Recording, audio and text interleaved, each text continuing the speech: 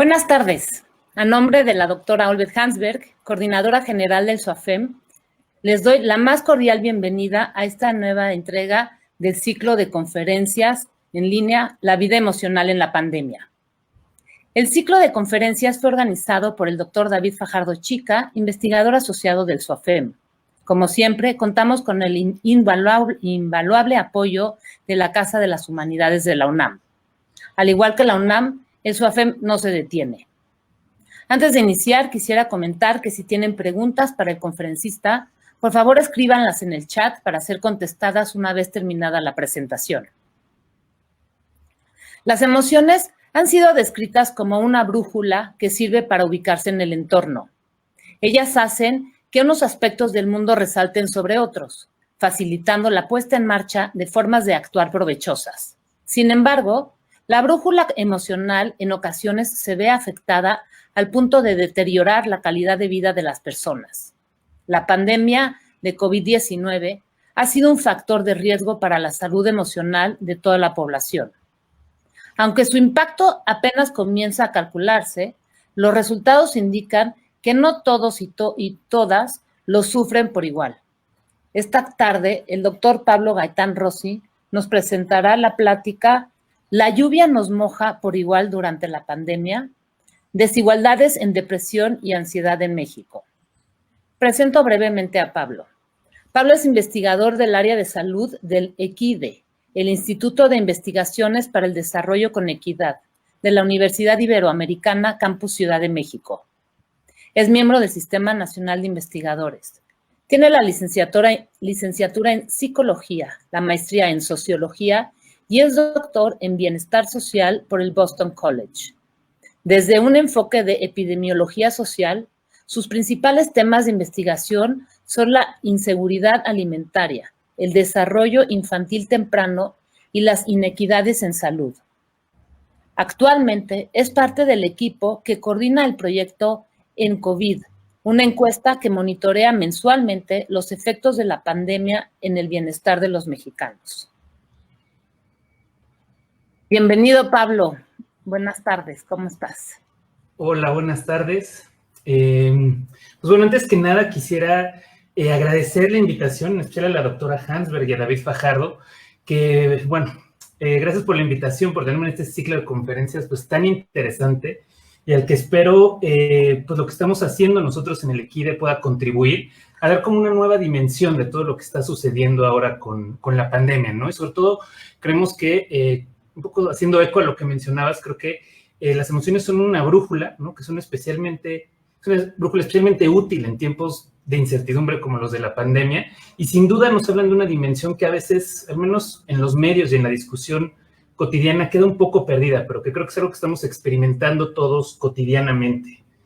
Yo un poco para arrancar, ¿no? Lo que yo les vengo a presentar, quisiera como hablar de una especie de encrucijada en la que estamos, ¿no? En donde, por la naturaleza misma de la pandemia, nosotros estamos obligados al aislamiento social, ¿no? O sea, sabemos que el aislamiento social ahora mismo es necesario para controlar la pandemia.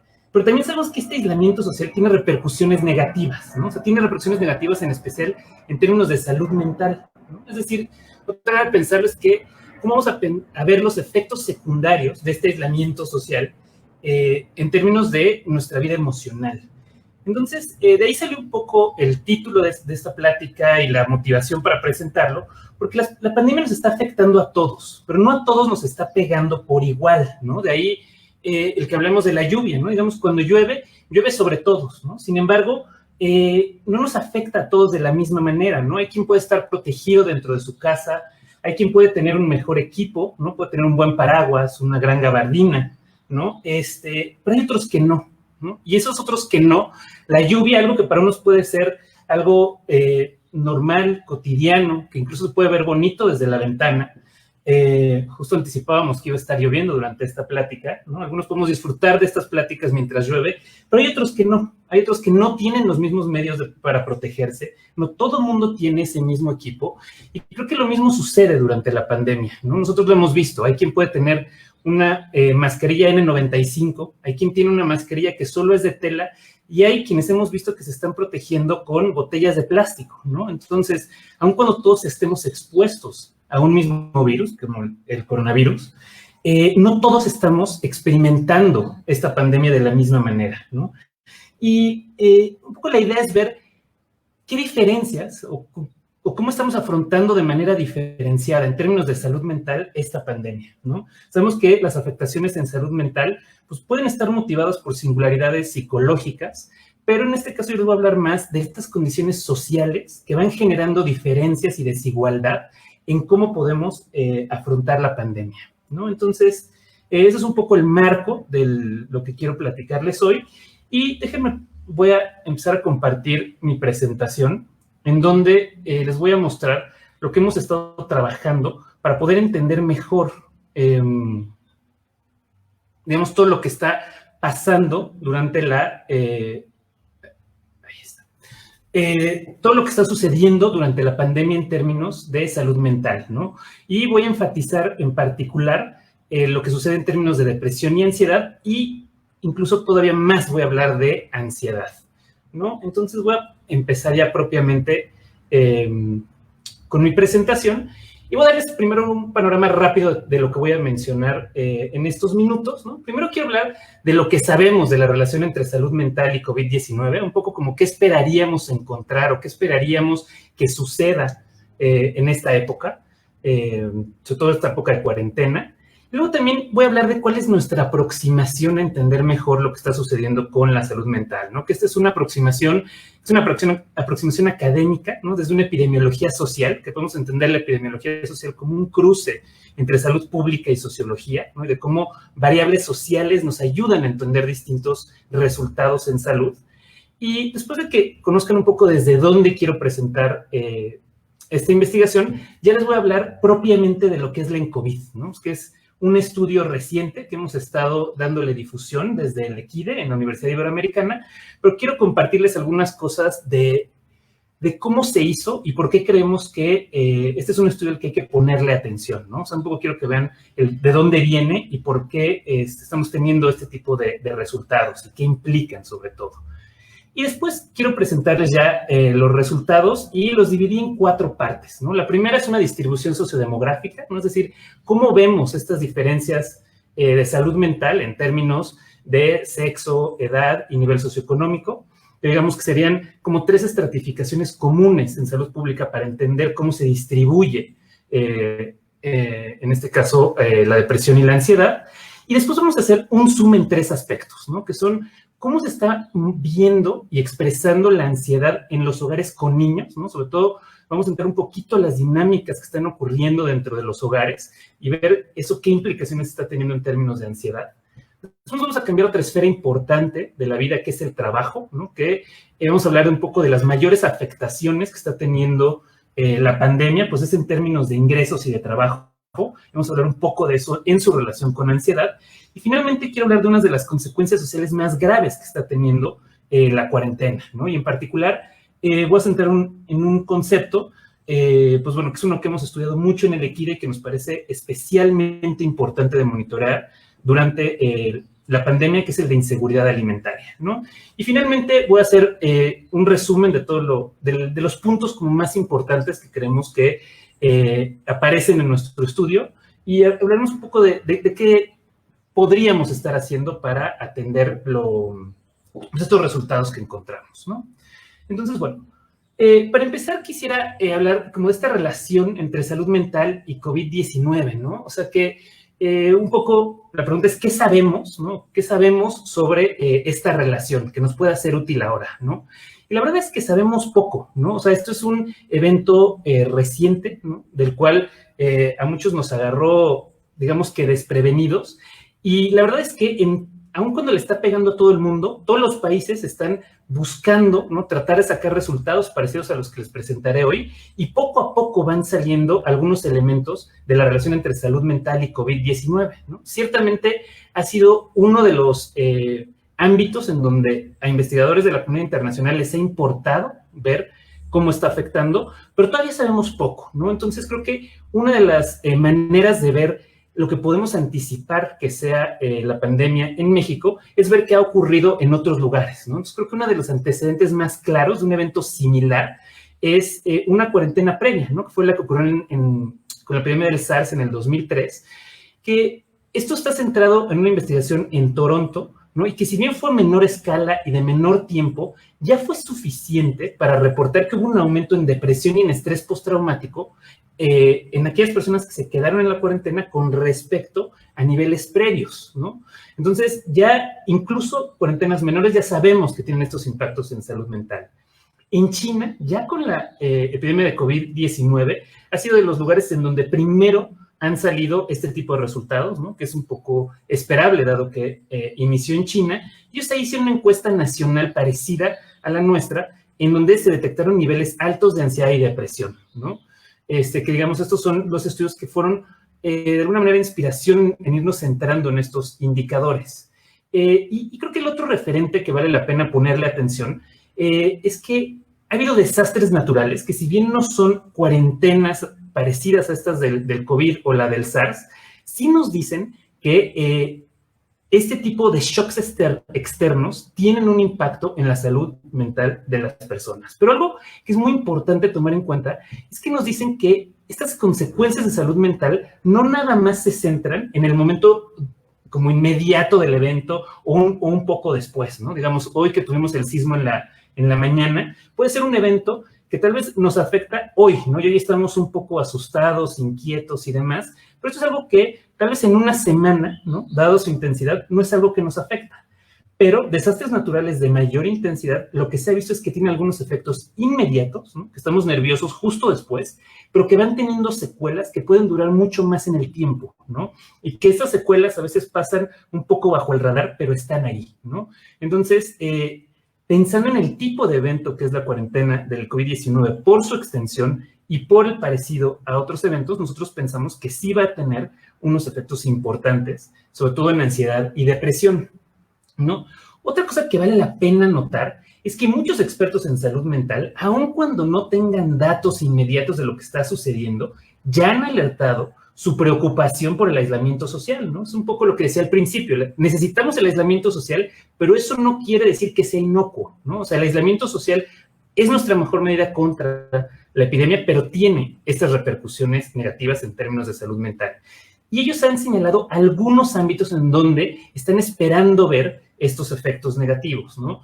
Uno, como ya vimos, es ansiedad, depresión, pero también un abuso de sustancias tóxicas. En especial se ha llamado, o se ha señalado una preocupación porque aumente el consumo de alcohol, ¿no? Aquí nosotros en México tuvimos un poco la experiencia contraria, ¿no? De ver lo que pasa cuando quitas el alcohol, ¿no? Que ha sido una manera de estar sobrellevando los efectos del aislamiento social. Pero estamos viendo que el alcohol está siendo un elemento que ayuda a la gente a sobrellevar esto, ¿no? También se ha visto que hay una especial preocupación por sentimientos de soledad, ¿no? Que la soledad es algo que se ha empezado a detectar mucho en Europa, que ha ido incrementando, que tiene sus asociaciones con depresión y que puede afectar más a ciertas poblaciones, en particular a adultos mayores.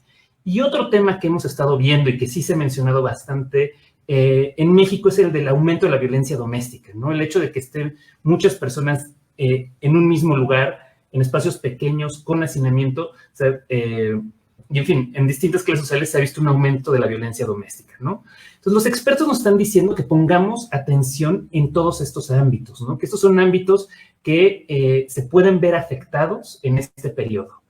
Y a la par han señalado que se requieren acciones adicionales de política de salud para mitigar estos efectos de la pandemia, ¿no? Es decir, nosotros sabemos que al menos en México tenemos un déficit de servicios de salud mental, sobre todo para toda la población, y este déficit con el que entramos a la pandemia, lo que va a hacer es que las afectaciones en salud mental sean más grandes, ¿no? Entonces están diciendo, necesitamos poner más atención a la salud mental y hacer más cosas en este ámbito, ¿no?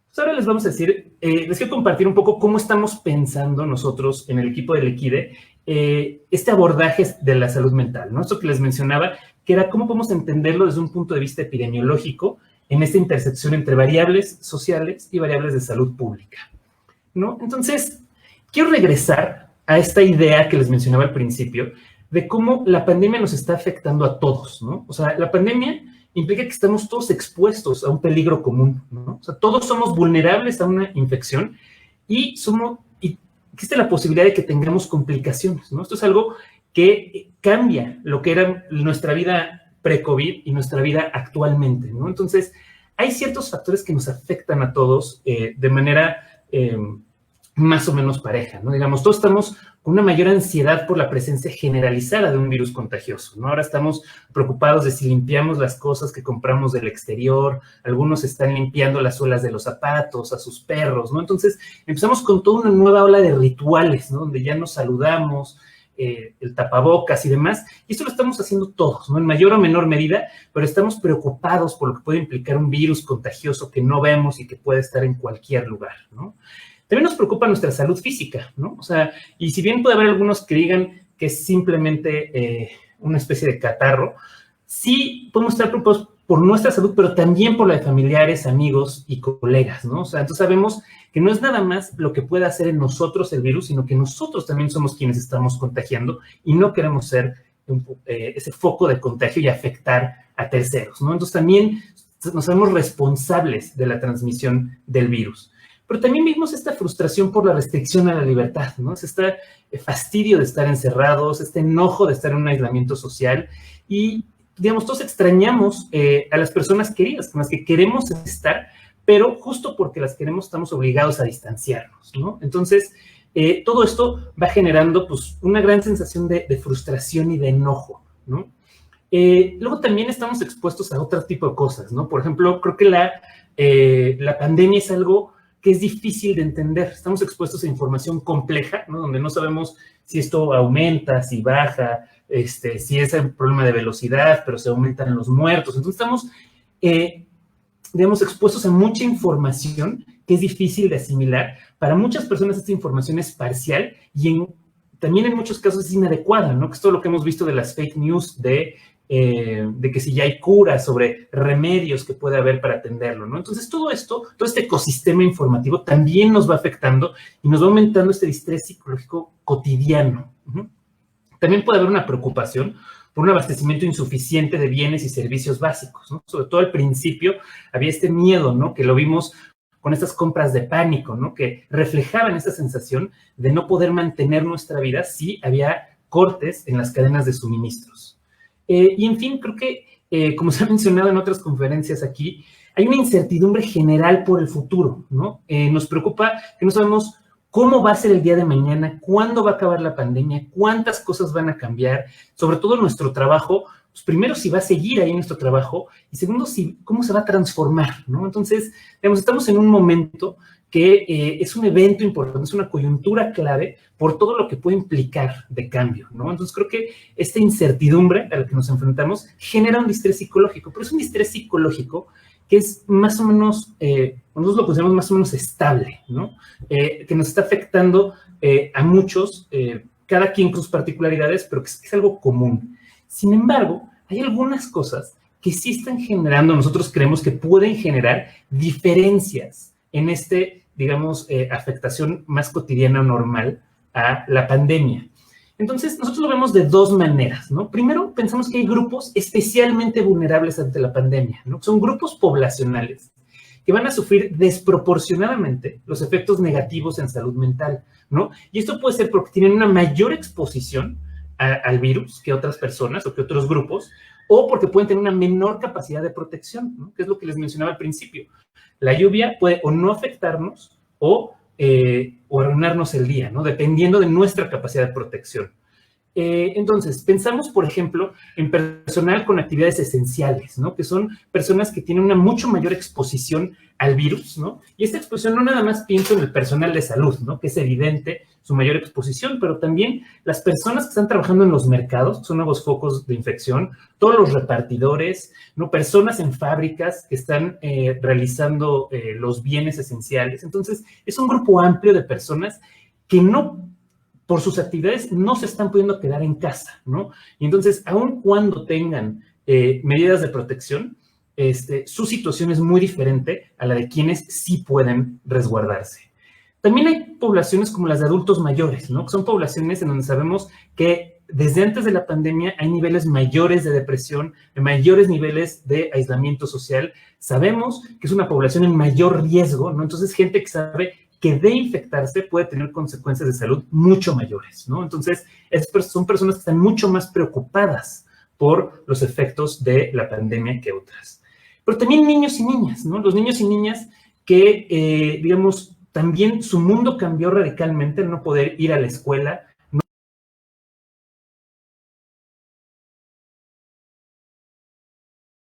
ser receptores de un mayor estrés el que puede estar enfrentándose el hogar, ¿no? Por supuesto, personas en pobreza, ¿no? Que como decíamos pueden tener menor capacidad de protección, pero también viven en lugares que pueden estar hacinados, y pueden ser personas que no tienen la capacidad de resguardarse y tienen que enfrentarse al virus con los medios a su disposición.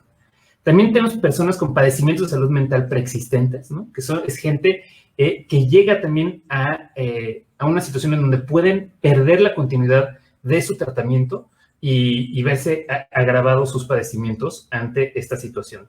Y finalmente hay grupos que ya estaban socialmente excluidos, como pueden ser presos, personas sin hogar y migrantes, ¿no? Que hemos estado viendo en distintos países, que son lugares que se convierten en focos de infección, donde hay menos maneras de protegerlos y que por tanto vemos que su exposición al virus puede ser mayor y de igual manera sus repercusiones en salud mental.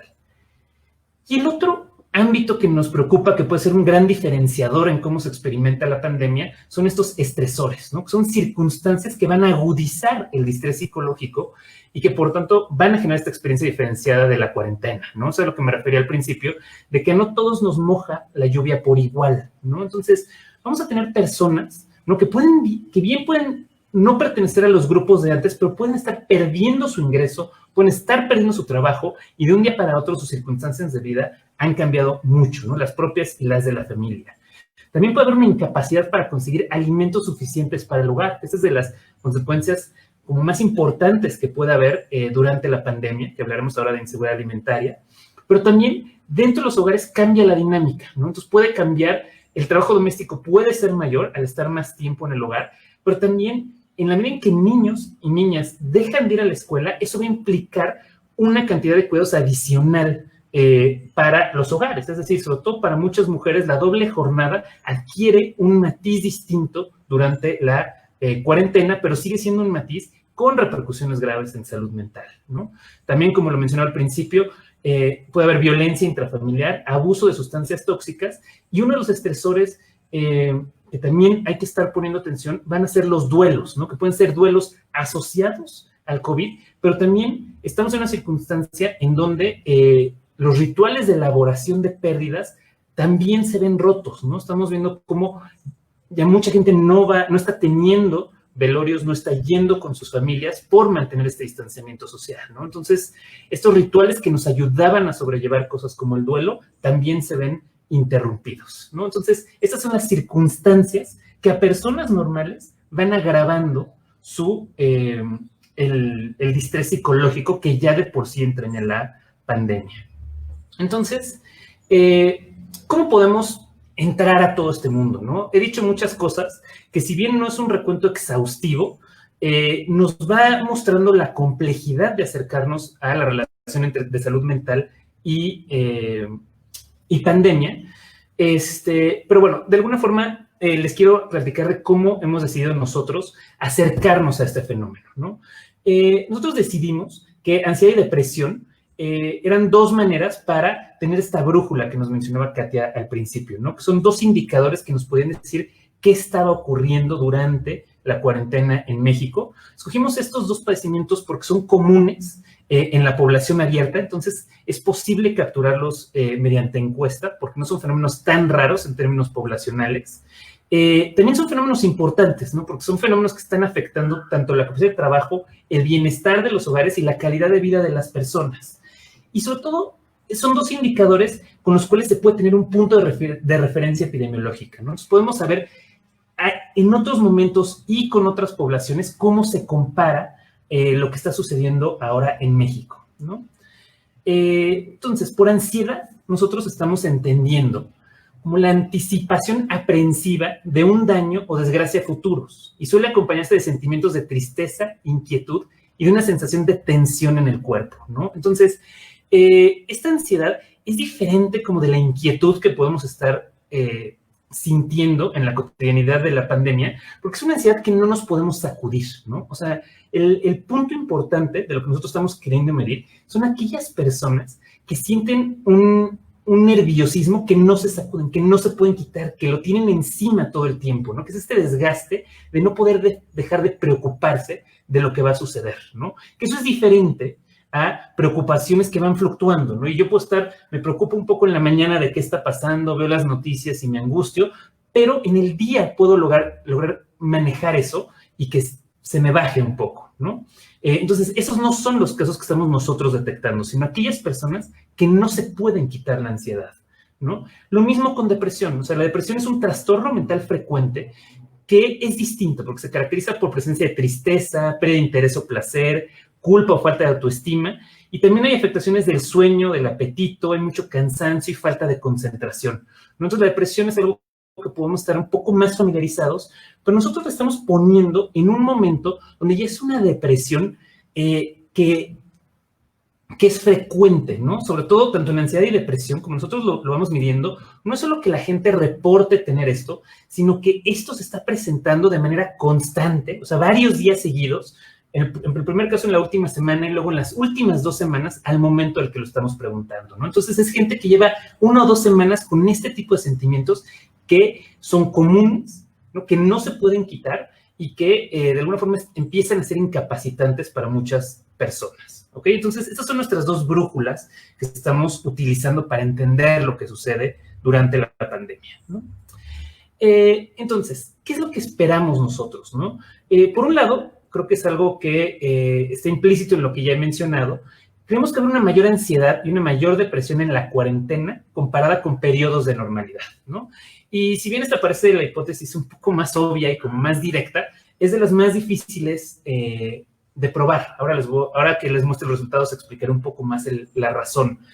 Pero la otra cosa que es importante señalar es que nosotros estamos esperando que haya incrementos importantes en ansiedad a corto plazo, ¿no? Que son los periodos de confinamiento, donde sea especialmente arduo y estricto el confinamiento, y queremos que haya incrementos en depresión a largo plazo, ¿no? Que es lo que mencionaba hace un momento, donde muchas de estas repercusiones en salud mental no se dan solo durante el evento, sino que pueden durar más tiempo. Nuestra hipótesis es que depresión va a ser ese el caso. Y también queremos o anticipamos que va a haber importantes desigualdades en las prevalencias de salud de ansiedad y depresión por nivel socioeconómico y por otras expresiones de vulnerabilidad que son las que les acabo de mencionar, que son tanto en distintos grupos poblacionales como a partir de estresores importantes, ¿no? Entonces, esto es lo que estamos buscando en la parte de salud mental de este estudio, y estas son como nuestras 2 brújulas que vamos a utilizar. Ahora, déjenme contarles un poquito del diseño de la encuesta, ¿no? ¿Qué es lo que nosotros hicimos para poder entender mejor lo que está sucediendo? Y sobre todo les voy a mostrar algunos elementos importantes de esta encuesta que, digamos, yo los considero no solo elementos para saber a lo que se refieren estos números que les mostraré, sino que son un poco como controles de calidad, ¿no? Para saber por qué deberíamos de hacerle caso a estos números versus algunas de las cosas que podemos encontrar en las noticias o, digamos, en redes sociales. Primero quiero hablarles de la motivación para hacer el estudio del ENCOVID. En el equipo del Equide, uno de los detonadores importantes para lanzarnos a hacer este estudio fue que el INEGI anunció, justo terminando el censo, que no iba a levantar datos por la jornada de sana distancia, ¿no? Que no quería exponer a sus encuestadores, lo cual es completamente entendible. Sin embargo, eso también implicaba que nosotros no íbamos a tener datos muy valiosos para entender el fuerte impacto de la pandemia, ¿no? Entonces, si el INEGI no salía a recabar datos en un momento crítico del país, íbamos a quedar a oscuras, ¿no? Esa fue la primera motivación. Entonces dijimos, vamos a ver qué podemos hacer para poder echar luz sobre esta coyuntura tan importante que estamos viviendo en México. Entonces ahí nació el ENCOVID, que nuestro objetivo fue generar información sistemática y continua sobre los impactos del COVID en el bienestar de la población mexicana, pero lo restringimos a 4 áreas, que es empleo y desocupación, ingresos, seguridad alimentaria y salud mental, que el equipo consideraba que esos eran 4 ámbitos clave para entender el paso del COVID por México. Entonces aprovecho un poco para agradecer los financiamientos que hemos tenido, sobre todo en un primer levantamiento, la Universidad Iberoamericana, en particular la Dirección de Investigación y Vicerrectoría, financiaron este primer intento y después se nos unió UNICEF y la OEI para financiar una ampliación a hogares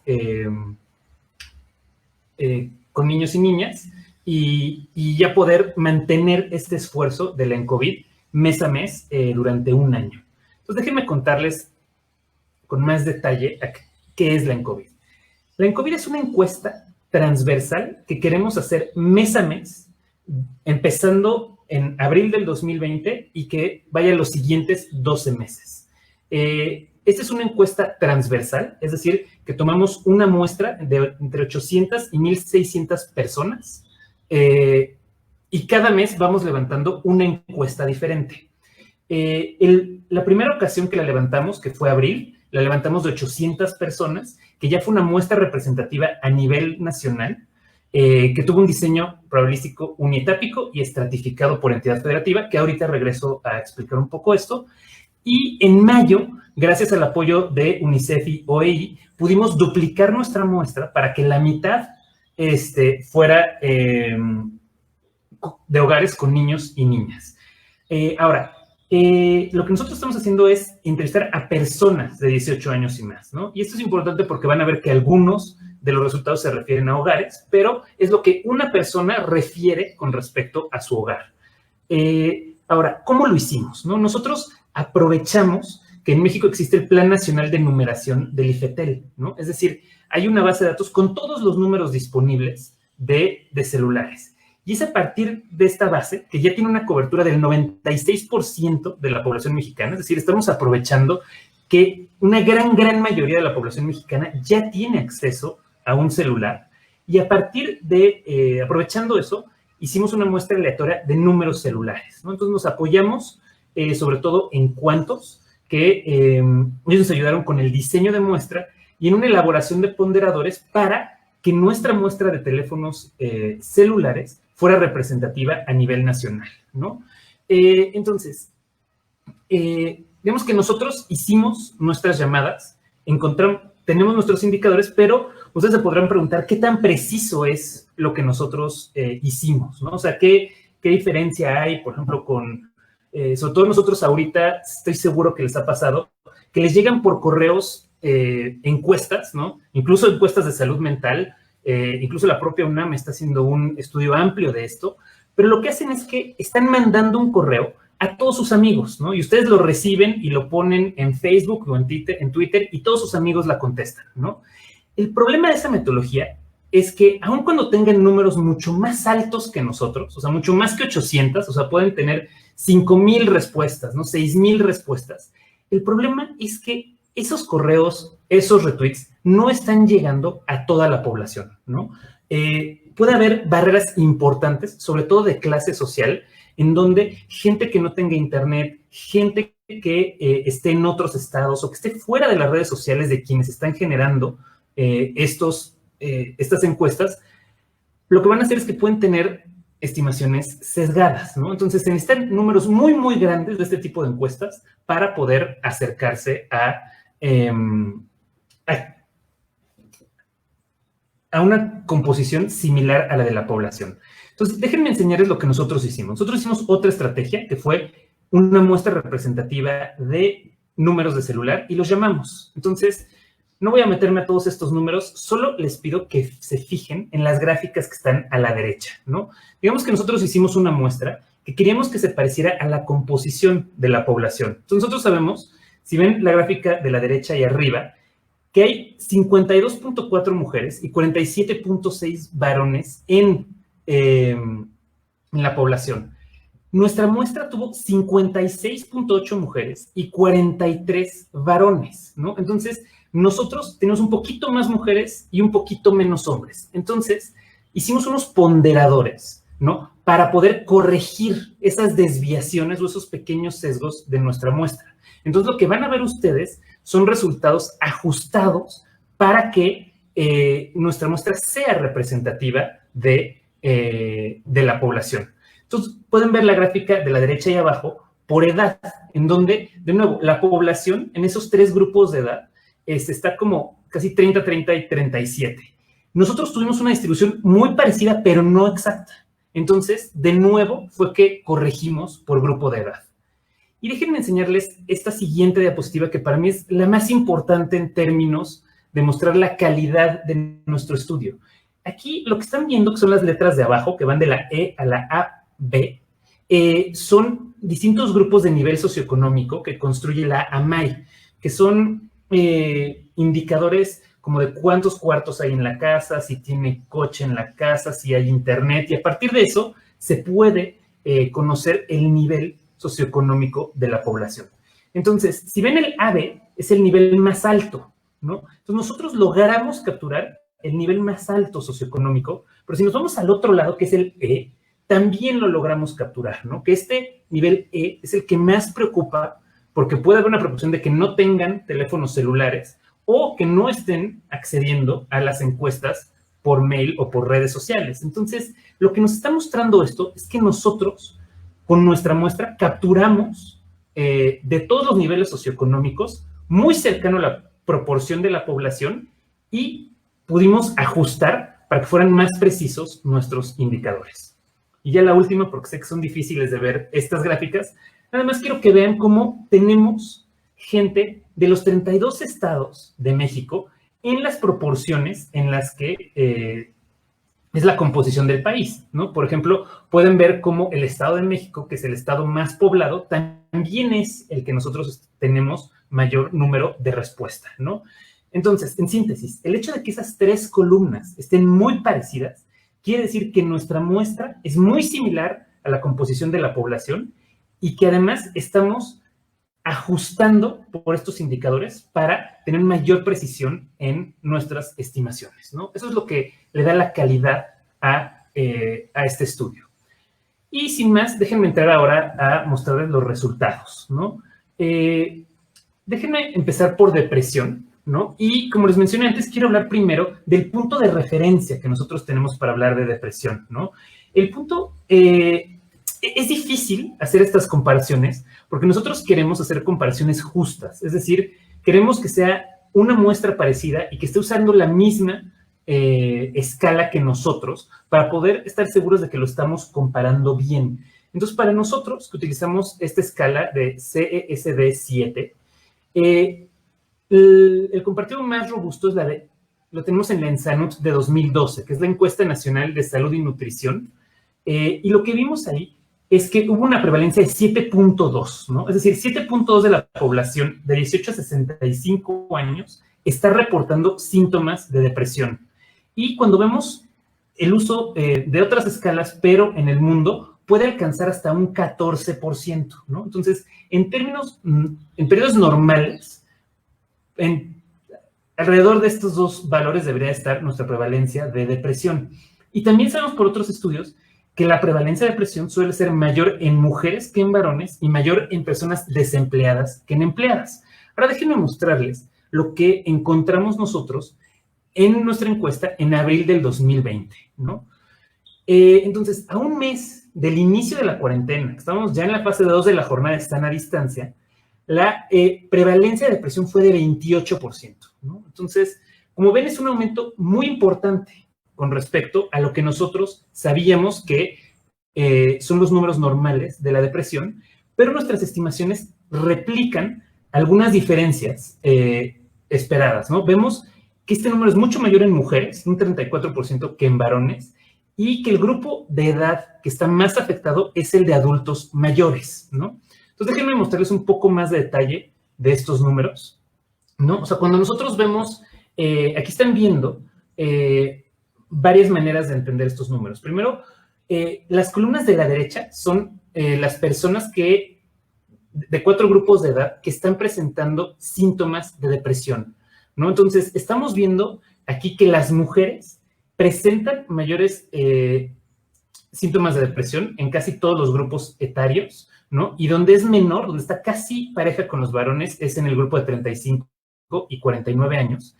Pero si ustedes ven la prevalencia en el grupo de 65 a 81 años, que es el panel de abajo a la derecha, es donde vemos números mucho más altos de depresión, ¿no? Entonces estamos viendo que adultos mayores nos están reportando muchos más síntomas de depresión que otros grupos, ¿no? Por ejemplo, si ustedes se fijan en las mujeres con síntomas, que son las columnas doradas de la derecha, van a ver cómo va aumentando los reportes de depresión conforme va aumentando la edad, ¿no? Entonces, nos confirma lo que nosotros esperábamos, que los adultos mayores iban a ser un grupo especialmente afectado y más en las mujeres, ¿no? Ahora, déjenme mostrarles una misma gráfica, solo que ya no es por grupos etarios, sino por el nivel educativo del jefe o jefa del hogar, ¿no? Que esta es una manera de acercarnos al nivel socioeconómico de los hogares. Entonces, arriba a la izquierda tenemos primaria o menos del jefe del hogar, a la derecha secundaria, abajo izquierda preparatoria y abajo derecha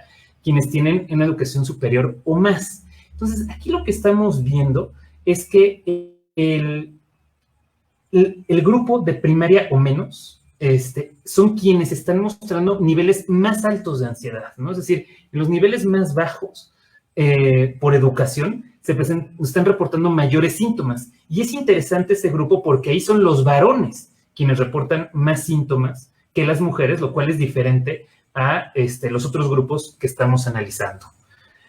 Otra manera de ver esto es por los grupos de la MAI que les mostré hace un momento, ¿no? Donde nosotros vemos que el AB es el grupo social más alto y el E es el más bajo. Y fíjense en ese gradiente que se ve, ¿no? Cuando digo gradiente, me refiero a que conforme vamos bajando en el nivel socioeconómico, el reporte de síntomas de depresión va siendo mayor, ¿no? Entonces, ¿recuerdan este número del 28% de depresión? Fíjense que todo lo que esté arriba de ese 28% son personas que están sufriendo desproporcionadamente los embates de la depresión durante la pandemia, ¿no? Ahora vamos a ver algo similar, pero con ansiedad, ¿no? Entonces, en México, la última medición comparable, pero que es del 2002, es decir, es una medición vieja, pero que están utilizando una población similar y el mismo instrumento, nos dijo que la ansiedad era de 14.3, ¿no? En la población de 18 a 65 años, y en el mundo, según estimaciones de la ONU, puede llegar hasta 16%, que hay menos variación que con depresión. Y de nuevo, la prevalencia suele ser mayor en mujeres y en adultos mayores, ¿no? Entonces, vamos a ver lo que nosotros encontramos en COVID, de nuevo, en abril, que es a un mes del inicio de la cuarentena. Entonces, nosotros vimos que la prevalencia es de 32.4, ¿no? Es decir, es el doble de lo que están encontrando otros estudios de ansiedad, ¿no? De nuevo, estas comparaciones son difíciles de hacer, pero estamos encontrando un aumento muy importante durante la cuarentena con respecto a los periodos de normalidad, y de nuevo encontramos que fue mayor el aumento en mujeres que en varones y fue notablemente más alto en adultos mayores, ¿no? Entonces, déjenme mostrarles de nuevo las distribuciones por grupos de edad, ¿no? O sea, de nuevo vemos que la diferencia entre varones y mujeres se mantiene en todos los grupos de edad, salvo entre 35 y 49 años, que están prácticamente igual, y los niveles más altos de ansiedad vuelven a estar en el grupo de 65 a 81 años. Cuando esto lo vemos, de nuevo, por nivel educativo, lo que estamos viendo es otra vez, el grupo de primaria o menos es el que está presentando niveles más altos, ¿no? Aunque aquí hay menos diferencia entre primaria y secundaria en el máximo nivel de estudios del jefe del hogar, pero noten cómo el grupo que tiene educación superior o más, los varones están un poco arriba, aunque no es significativa esa diferencia, y están reportando niveles más altos incluso que los de preparatoria y secundaria, ¿no? Entonces es interesante cómo los varones con educación superior están viviendo con mayor ansiedad esta pandemia, ¿no?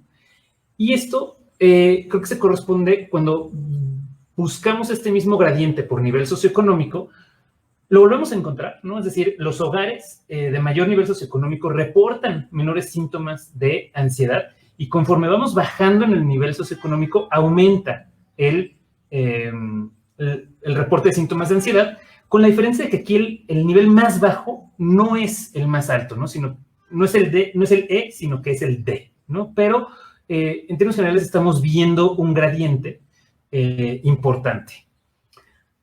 Ahora, ¿qué pasó cuando cambiamos de abril a mayo, ¿no? Una de las cosas que nos llamó más la atención es que fue bajando el nivel de preocupación de que la salud de la persona se ve afectada por el COVID-19. Es decir, cuando preguntamos en abril, la mitad de la población nos dijo que tenía una preocupación alta porque se viera afectada su salud. Pero para mayo esto ya bajó a 45, ¿no? Y en abril solo el 15% tenía una baja preocupación, pero para mayo ya era un 22%, ¿no? Estamos encontrando que mes a mes está bajando la preocupación por la pandemia. Sin embargo, algo que es interesante es que la ansiedad se mantuvo estable, ¿no? Entonces, recuerdan que habíamos mencionado que en abril era 32%, en mayo encontramos un 31%, que es una diferencia que no es significativa. Entonces, lo que nos dice esto es que la ansiedad se mantuvo muy estable, ¿no? De abril a mayo, y que nuestra medición de la ansiedad es bastante consistente, ¿no? Entonces, eso nos da confianza en que dos muestras independientes, una incluso más grande que la anterior, nos está arrojando resultados muy consistentes sobre los niveles de ansiedad. Pero ahora déjenme hacer el zoom que les mencionaba, ¿no? Ahora quisiera entrar a ver cómo están los niveles de ansiedad en hogares con niños, niñas y adolescentes, ¿no? Y tal vez no sea obvio el por qué centrarnos en este tipo de hogares, pero algo que sabemos es que, por ejemplo, los hogares con niños, niñas y adolescentes, en términos generales, tienen mayores niveles de pobreza, ¿no? Es decir, el gasto se tiene que repartir entre más personas y por eso van presentando muchos otros niveles de pobreza. Entonces, ya de entrada son vulnerables a la pobreza y pensamos o anticipamos que les va a afectar de manera muy distinta la pandemia. Entonces, vamos a ver lo que encontramos. Primero, de entrada, los hogares sin niños, niñas y adolescentes tienen menores niveles de ansiedad, es decir, 26%, que los hogares con niños, niñas y adolescentes. O sea, son personas que quienes nos están diciendo que viven ahí niños, también están reportando casi 10 puntos más de ansiedad. Y esto lo corroboramos también porque a mayor número de niños y niñas en el hogar, también es más los síntomas de ansiedad que nos están reportando, ¿no? Por ejemplo, vean en la gráfica, las personas que no tienen síntomas de ansiedad, la mitad nos reporta que no tienen niños, pero de los que tienen síntomas es el 40%, ¿no? Y de los que tienen síntomas, casi el 19% tiene 3 o más, vive con 3 o más niños, niñas o adolescentes, que digamos es lo que nos muestra que tener niños en el hogar implica más ansiedad y cada niño adicional va subiendo el nivel de ansiedad en un hogar. Pero vamos a hablar un poco de la dinámica dentro de los hogares, ¿no? Que esto es algo que interesa mucho, ¿no? Saber cómo está cambiando las relaciones dentro de los hogares y qué repercusiones va teniendo. Entonces, la encuesta lo que nos dice es que durante la cuarentena, quien se está encargando de ayudar en clases y tareas escolares a los niños, niñas y adolescentes es principalmente la madre, ¿no? Entonces, la mayoría, en un 57%, la madre es quien se está dedicando exclusivamente a atender a los niños, ¿no? Entonces, pueden ser madres que trabajan y además están cuidando a los niños, pero que son quienes les toca encargarse de llevar la escuela con los niños. Tan solo un 2.6 nos dijo que fue exclusivamente el padre, y hay un 23% de hogares donde nos dicen que el reparto de cuidados fue equitativo, ¿no? Es decir, tanto madre como padre se turnaban en apoyar a los niños en llevar la escuela desde casa. Y un 16.2% nos mencionaron que fue otro miembro del hogar. Entonces, lo que hicimos fue cruzar a las personas que nos respondieron cada una de estas cosas con ansiedad. Entonces, lo que vemos es que en los hogares más desiguales, donde solo la madre se encarga de los cuidados de los niños, estamos viendo una proporción mucho más alta de personas con síntomas de ansiedad, ¿no? que, sobre todo cuando lo comparamos con hogares más equitativos, ¿no? Entonces, donde solo se encarga la madre es 38% y donde la distribución es más equitativa, tenemos un 25%, ¿no? Entonces, un 13% de diferencia entre ambos tipos de hogar. Luego, también preguntamos sobre cómo está siendo la relación con los niños, no nada más la distribución de trabajo, sino la relación. Y casi un tercio de los hogares nos menciona que han aumentado las discusiones y tensiones entre los adultos y los niños que viven en un hogar, ¿no? Un 11% nos dice que han aumentado mucho y un 23% dice que poco. También es cierto que hay hogares que nos mencionaron que disminuyeron un poco estas tensiones o que disminuyeron mucho y casi la mitad dice que están igual, ¿no?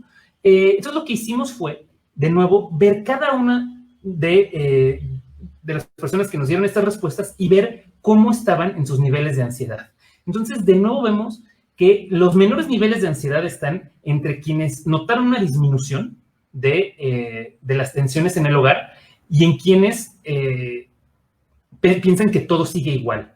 Y los mayores niveles de ansiedad están en aquellos hogares que perciben que las discusiones y tensiones han aumentado mucho y han aumentado un poco, ¿no? Ahí, en los hogares donde ha aumentado mucho, en este 11.3%, los síntomas de ansiedad alcanzan hasta el 62.5% de los que respondieron esta opción, ¿no?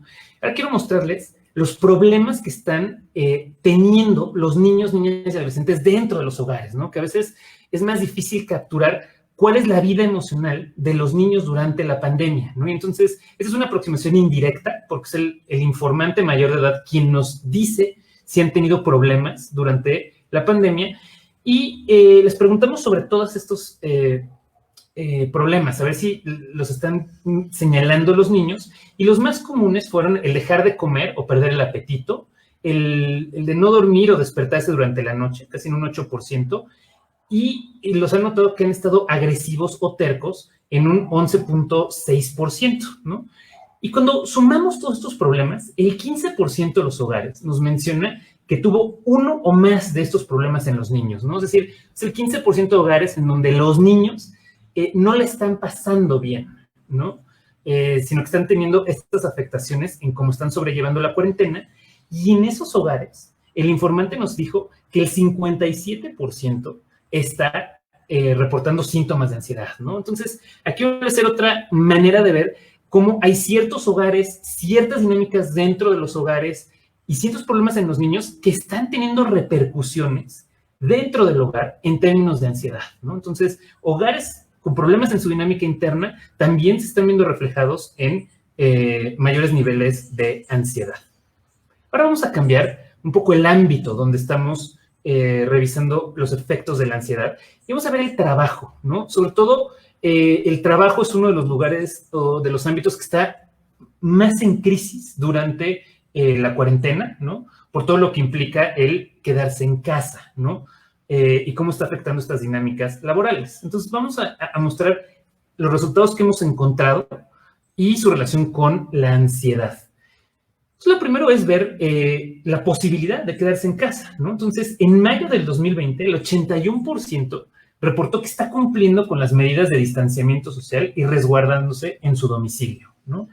Esto quiere decir que hay como un 19% que no lo está haciendo, ¿no? Que puede ser por una multiplicidad de razones, ¿no? Nosotros lo que estamos aquí viendo es aquellos que no están pudiendo cumplir, están reportando muchos mayores niveles de ansiedad que aquellos que sí lo están pudiendo hacer.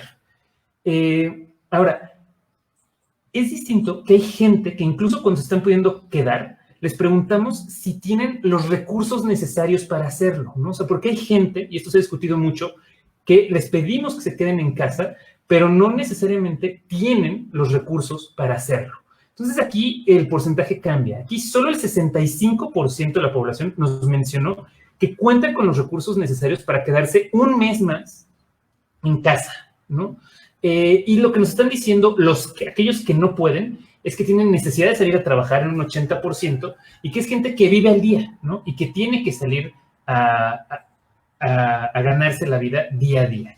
Entonces, de nuevo, hicimos el comparativo entre quienes tienen recursos y quienes no tienen recursos, y de nuevo, aquellos que no pueden resguardarse en casa son los que están presentando unos niveles muy importantes de ansiedad, que están en el 44.4%, ¿no? Que es pues 14 arriba de aquel 30% de la población en general. Ahora, creo que uno de los efectos más graves que está teniendo esto y que estamos viendo en las noticias constantemente son las implicaciones económicas que está teniendo la pandemia, ¿no? Entonces, en el mes de mayo continuó el deterioro del empleo en el contexto de la pandemia. Entonces, nosotros con nuestra encuesta estimamos que el 14.6% de la población económicamente activa se encontraba desempleada o descansada sin goce de sueldo o sin poder salir a buscar trabajo, lo cual implica una definición más amplia de desocupación que la que está utilizando el INEGI, pero que nosotros pensamos que es una definición más cercana a lo que está ocurriendo en México en términos de desocupación. Por ejemplo, esta categoría de descansada sin goce de sueldo es gente que simplemente dijeron, ahora no te necesito, ¿no? Vete a tu casa, pero no le están pagando su sueldo, ¿no? Y también incluye categorías más comunes como la imposibilidad de salir a buscar trabajo, ¿no? Debido a la cuarentena. Entonces, cuando nosotros vemos por nivel de ocupación laboral versus desocupación laboral, vean el nivel que alcanza el grupo de desocupación laboral, ¿no? Está alcanzando casi un 60% que nos reporta síntomas de ansiedad. Esto es casi el doble de la media, que ya era una media que era bastante más alta que los niveles normales, ¿no? Y esto lo entendemos porque también hay 65% de los hogares que están declarando que sus ingresos han caído desde el inicio de la cuarentena, y hay 1 de cada 3 hogares que está reportando una reducción del 50% más de sus ingresos, ¿no? Entonces, este es el nivel de preocupación que hay actualmente por la situación económica de los hogares, ¿no? Y creo que los niveles de ansiedad que estamos nosotros capturando son un reflejo de estos impactos, ¿no?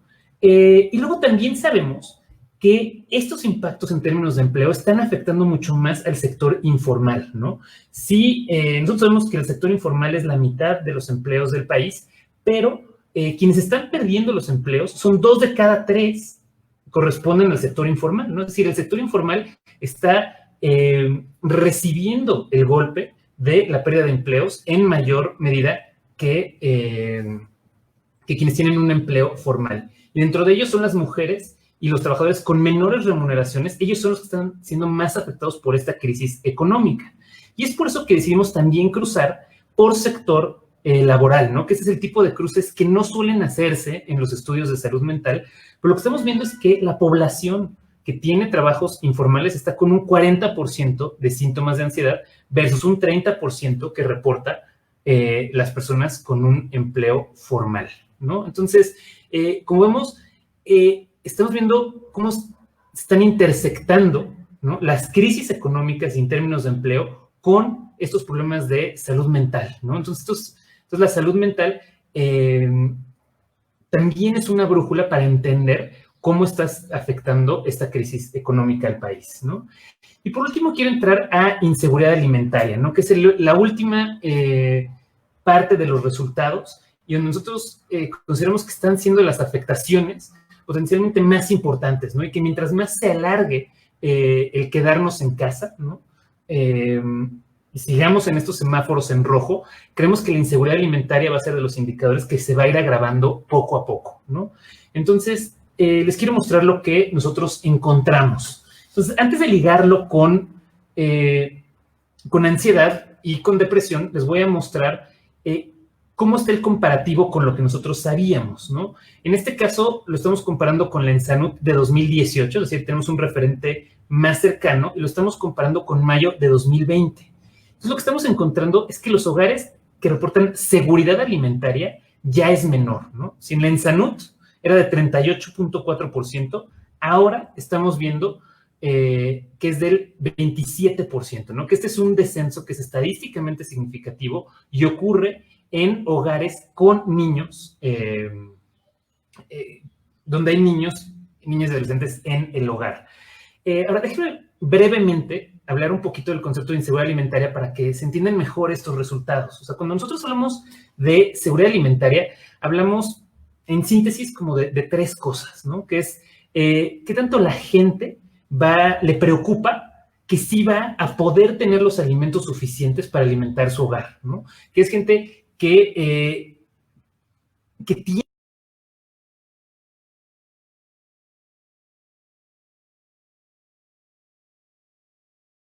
clasificamos en inseguridad leve, ¿no? Porque viven con esa preocupación. Ahora, en este proceso de inseguridad alimentaria, cuando ya no hay recursos para adquirir alimentos, lo primero que se sacrifica es la calidad de estos alimentos, ¿no? Entonces, la gente está disminuyendo la variedad de sus alimentos y distintas estrategias donde disminuye la calidad de su alimentación. Y cuando los hogares ya entran en este tipo de estrategias, ya hablamos de una inseguridad moderada. Y cuando los hogares están preocupados, pero también reducen calidad de alimentación y están bajando la cantidad de alimentos, aquí ya estamos llegando a expresiones mucho más graves de inseguridad alimentaria, como que coman una vez al día o que puedan pasar un día sin alimentos, ya es cuando estamos hablando de inseguridad alimentaria severa. Entonces, lo que nosotros estamos viendo es que hay menos hogares con seguridad alimentaria. Es decir, ya está habiendo afectaciones de la pandemia en seguridad alimentaria, pero donde está aumentando es en la preocupación de tener los alimentos suficientes en los hogares, ¿no? Entonces, es esta sensación de no llegar para tener lo suficiente para el hogar, lo que estamos viendo un aumento importante de 37.8 a 47.8%, ¿no? Ahora, quiero mostrarles cómo cada uno de estos niveles tiene, cómo se relaciona con ansiedad. Entonces, cuando utilizamos la escala en todos los hogares, independientemente de si tienen niños o no tienen niños, lo que estamos viendo es que los hogares con inseguridad alimentaria moderada o severa, la ansiedad llega a casi un 43%. Y cuando nosotros lo estamos viendo en hogares con niños, niñas y adolescentes, o sea, con menores de edad, vemos que estos hogares con inseguridad alimentaria moderada y severa alcanzan 48%, ¿no? Entonces, casi la mitad de estos hogares están reportando síntomas importantes de ansiedad, ¿no? Que de alguna forma estos indicadores nos acercan a entender cuál es la experiencia por la que están pasando estos hogares, ¿no? Y un poco quiero traer la depresión, que si bien le he dejado un poco de lado, porque en el estudio nos estamos enfocando en aquellos, como lo que nosotros pensamos que va a afectar como a corto plazo durante la pandemia, que es más la ansiedad, lo que vemos es el mismo gradiente entre inseguridad alimentaria y depresión. Aquí estamos viendo que los hogares con inseguridad alimentaria moderada y severa también, cerca de la mitad, nos están reportando síntomas de depresión, ¿no? Entonces, sabemos que ansiedad y depresión están correlacionadas, ¿no? Y muchos de estos hogares tienen ambas, no son excluyentes, pero, de nuevo, son hogares en donde las afectaciones a salud mental y inseguridad alimentaria, ¿no? Que es un poco estas sindemias que estamos observando, que son problemas que se van sumando en este tipo de hogares, ya van alcanzando proporciones muy preocupantes. Y nosotros nos preguntamos como en qué momento puede estar aumentando la inseguridad alimentaria moderada y la severa. Nosotros creemos que la gente está todavía utilizando sus reservas, ¿no? Y están utilizando distintas estrategias de afrontamiento ante esta crisis económica. Entonces les preguntamos en qué medida están enfrentando esa falta de recursos, y un 24% nos dice que está pidiendo prestado a familiares y amigos. Un 18% está dejando de pagar sus deudas, ¿no? Con las consecuencias que eso implica. El 17% también está dejando de pagar servicios. Un 11% ya está empeñando o vendiendo objetos. Y un 4% está pidiendo prestado a bancos o a prestamistas, ¿no? Ahora, lo que nosotros estamos viendo es que quisimos ver quienes están recurriendo a este tipo de estrategias de afrontamiento, cómo están sus niveles de ansiedad. Y lo que estamos viendo es que son bastante altos, ¿no? Son más o menos parejos entre distintas estrategias de afrontamiento, pero vean, por ejemplo, ese 5% que tiene que pedir prestado a bancos, la mitad de ellos está reportando síntomas de ansiedad en niveles importantes, ¿no? Entonces, de nuevo, estamos viendo cómo la salud mental se entrecruza con muchas de las crisis que estamos viendo, ¿no? Que son crisis al interior de la dinámica de los hogares, son crisis económicas que están afectando más a personas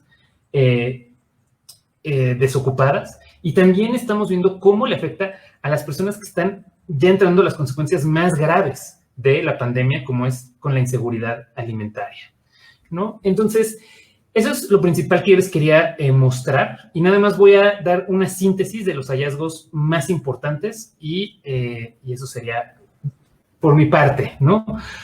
Pero bueno, creo que una de las lecciones que nos muestran estos resultados es que la salud mental es una consecuencia importante de la pandemia, ¿no? Creo que en los medios estamos viendo mucho que sí es como si fuera una competencia entre las consecuencias de salud y las económicas, ¿no? Pero creo que esta es una crisis de muchas dimensiones y que tenemos que irla entendiendo en todas esas dimensiones, ¿no? Y lo que estamos viendo en México es que al igual que en otros países y ante eventos similares, los resultados de nuestra encuesta nos muestran niveles de ansiedad y depresión considerablemente más altos que durante los periodos de estabilidad.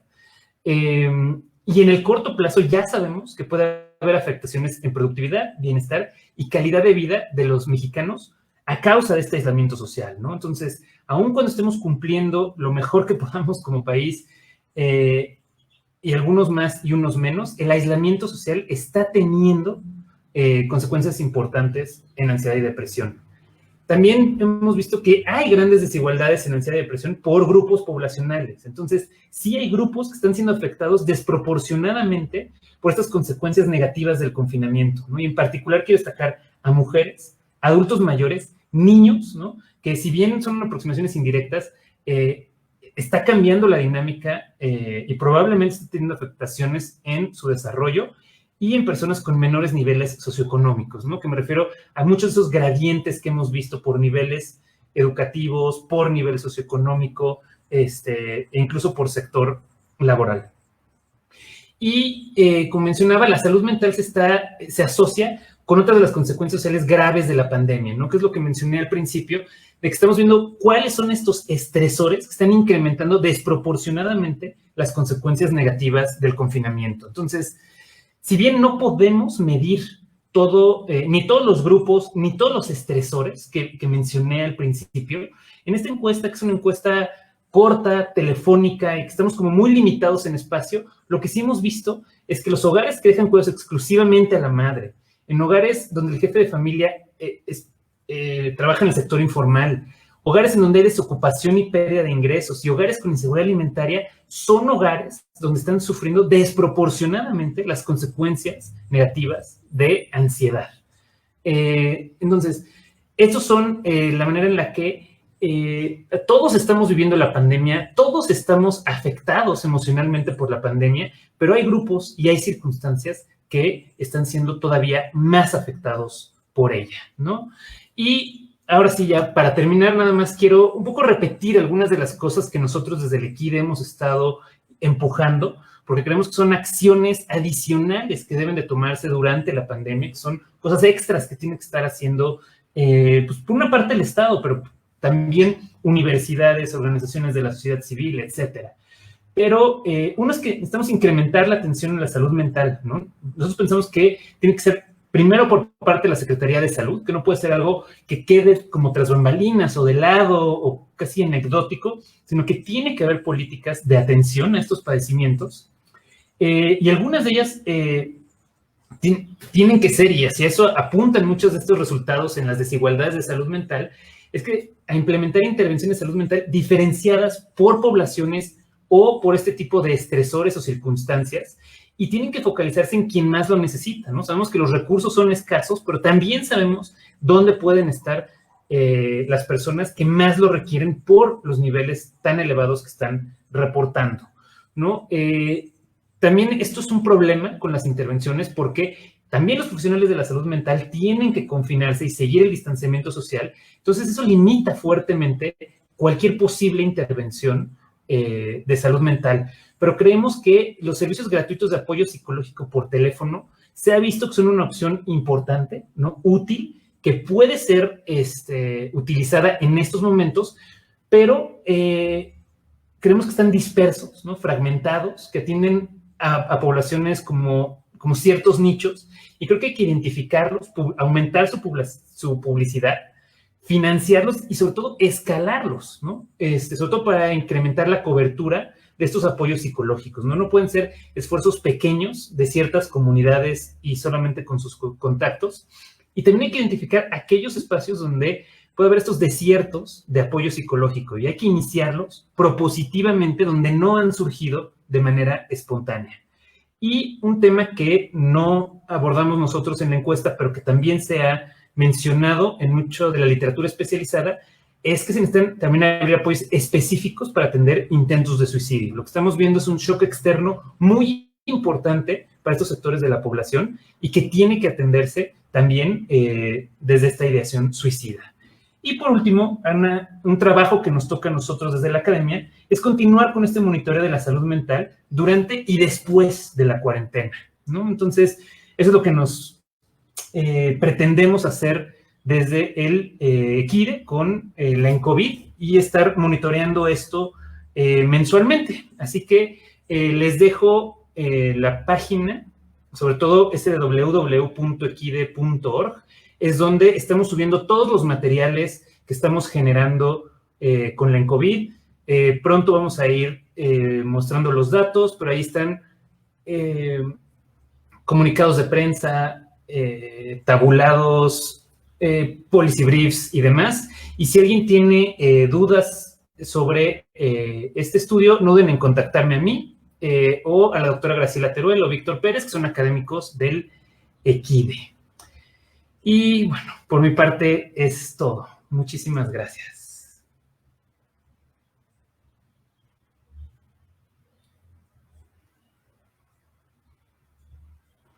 Muchas gracias, Pablo. Qué interesante encuesta, qué interesantes datos, qué aterradores datos nos presentaste, ¿no? Pues yo creo que si no preámbulo, empiezo con las preguntas, ¿no? Y de hecho la primera tiene que ver con tus conclusiones, que es de Diana Rojas. Dice, no, primero voy a leer quienes te mandan saludos, porque yo tengo esta necesidad de tener como un programa de televisión. Gracias. Carlos Raúl Reina, Verónica León, Lila Petersen, María Isabel Velázquez, Salvador RC. Entonces, me imagino que saludos los conoces, o si no, pues simplemente hicieron presentes y nos lo hicieron saber. Entonces, empiezo con Diana Rojas. Dice, muchas gracias por la plática. Es muy interesante lo que están haciendo con la encuesta. Me pregunto si se ha pensado en alguna estrategia de atención para ansiedad y depresión después de la cuarentena, en particular tomando los datos que arroje la encuesta. Sí, ¿quieres que las vaya a contestar? Sí, vamos una por una, ¿no? Okay, sí. Gracias, Diana, por la pregunta. La verdad es que sí, esto es algo que nos importa mucho, ¿no? La verdad es que nosotros, digamos, como Instituto de Investigación, estamos enfocados en ir generando información que le sirva a otras instancias, que son instancias de intervención. Entonces, como tal, nosotros no hacemos estas intervenciones, pero sí nos importa mucho que estos datos los conozcan profesionales de la salud mental que están haciendo este tipo de intervenciones, en particular los servicios de atención psicológica, ¿no? Entonces, para nosotros es importante coordinarnos con ellos para que conozcan sobre todo cuáles son estas poblaciones en las que podrían centrarse los esfuerzos de cobertura, ¿no? Sobre todo nos preocupa que haya grupos que sabemos que tienen unas necesidades importantes de salud mental, pero que estén desconectados de la provisión de servicios psicológicos, ¿no? Entonces, creo que hay un trabajo importante para conectar los servicios disponibles con estas poblaciones, y ese es el tipo de trabajo que nosotros esperamos contribuir a que se consiga, ¿no? Pero como tal, nosotros no estamos haciendo esas estrategias. Me encantaría, si te soy sincero, pero la verdad ya no nos da la vida con el estar haciendo las dos cosas, ¿no? Entonces, más bien, creo que el tamaño de la epidemia es tan grande, o sea, de este tipo de consecuencias, que lo que se trata es de buscar colaboraciones y redes para poder atender de manera más integral este tipo de consecuencias. Pues sí. La siguiente es de Verónica León. La pregunta la hizo cuando estabas hablando sobre la ENSAUT del 2002. Sí, ella dice, entonces, ¿la encuesta que están mandando por correo es conveniente compartirla o no? Tal vez yo me expliqué mal ahí. Nosotros no mandamos por correo. No, me imagino que lo que están mandando otras instituciones o instancias. Exacto. No, a ver, yo creo que sí hay que mandarlo, ¿no? Y que estas encuestas son muy importantes. Yo nada más quería señalar que, vemos que muchos académicos están usando dos estrategias, ¿no? Hay una que es, la mando por correo y trato de tener el mayor número de respuestas, ¿no? O sea, si puedo llegar a miles y miles, mejor, ¿no? Y después voy a tratar de ver quiénes me contestaron. Pero en esas yo pienso que es difícil que tú tengas una representación de la población, porque esas encuestas de correo es difícil que lleguen a todos los niveles socioeconómicos. Nosotros hicimos otra estrategia, y esa estrategia fue agarrar números aleatorios de esta gran base de datos, y de ahí nosotros fuimos encuestando, y nosotros tenemos números más pequeños de gente que nos responde, pero sabemos que es una fotografía más parecida a nuestra población, ¿no? O sea, la población de México. Entonces, no pretendía echarle tierra a los otros, a las otras estrategias. Lo único que digo es que la nuestra es distinta, ¿no? Y es distinta por esa estrategia, y nosotros podemos mostrar qué tan parecidos es nuestros resultados con la población de México. Y es lo que esperaría también de, cuando lleguemos a ver los otros resultados de las de correo, yo esperaría ver qué tanto se parecen a México los que respondieron a esas encuestas. Ojalá y se parezcan mucho y serán buenos resultados, ¿no? Ok. Diana Rojas continúa. Me causa curiosidad el dato que se presentó sobre cómo entre personas con nivel de escolaridad primaria, los hombres reportan mayor nivel de ansiedad. ¿Hay alguna hipótesis sobre por qué sucede esto?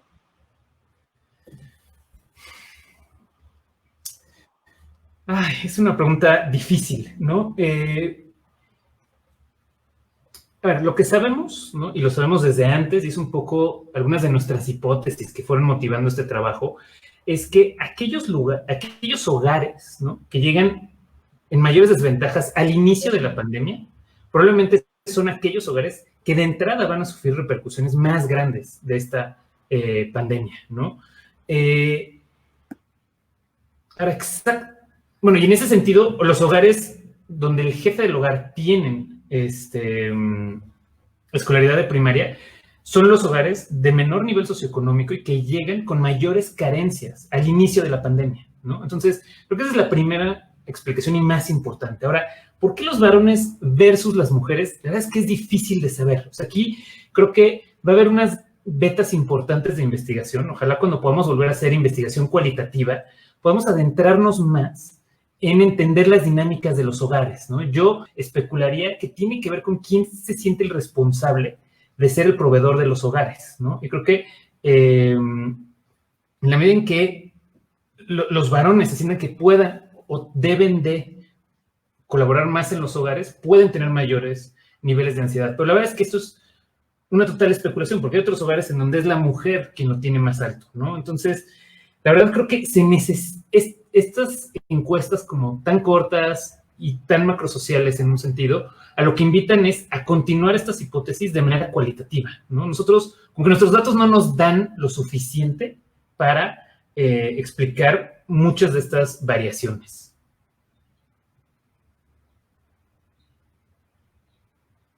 Ay, no escucho. Así es, perdón, apagué mi micrófono. Dice Carolina González, así es, la mujer ahora tiene mucha carga de trabajo y serán al final mujeres agotadas y enfermas, ¿no? Cuando hablabas de los porcentajes, no sé, el 40 y tantos % de las mujeres que se dedican al hogar y a los niños y a la escuela y todo, ¿no? Sí, y nosotros queremos contribuir a mostrar esas desigualdades dentro del hogar, ¿no? O sea, que muchas veces son desigualdades que son invisibilizadas y sobre todo en momentos como tan atípicos como la pandemia, creo que son momentos en donde se reproducen muchas desigualdades que pueden venir desde antes, pero que adquieren un cariz particular durante la pandemia. Entonces, creo que algo que creo que todavía nos queda pendiente por hacer es como entender mejor el grupo de mujeres que están trabajando y están teniendo que cuidar a los hijos, ¿no? Y que por la dinámica de su hogar recae exclusivamente en ellas, ¿no? Entonces creo que esta figura de la doble jornada adquiere una cara distinta durante la pandemia. Y creo que ese es uno de los fenómenos más importantes para mostrar. Y creo que estos resultados nos acercan un poquito, ¿no? Nos abren una ventanita a lo que está sucediendo y sí nos alertan de que estas desigualdades previas se hacen presentes durante la pandemia y tienen estas repercusiones en salud mental, ¿no? Entonces creo que es una de las formas en donde vamos conectando varias de estas piezas para ver los hogares en donde pues están padeciendo más este aislamiento social. Sí, pareciera que en vez de ser doble jornada se vuelve una triple jornada, ¿no? Porque podías tener una doble jornada porque tus hijos iban a la escuela, pero ahora sí, también los tienes que educar, tienes que ser la parte de la escuela, ¿no?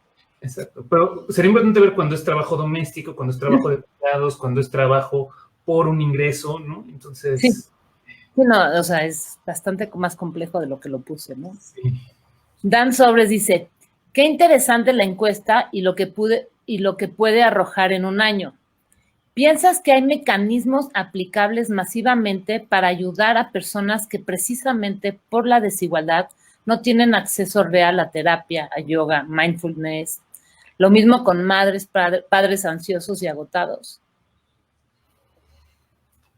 Yo creo que la apuesta hoy son los servicios de atención psicológica telefónica, ¿no? Que creo que han probado ser muy efectivos, sobre todo para la atención de emergencia, ¿no? Creo que yo de entrada no trataría de irme necesariamente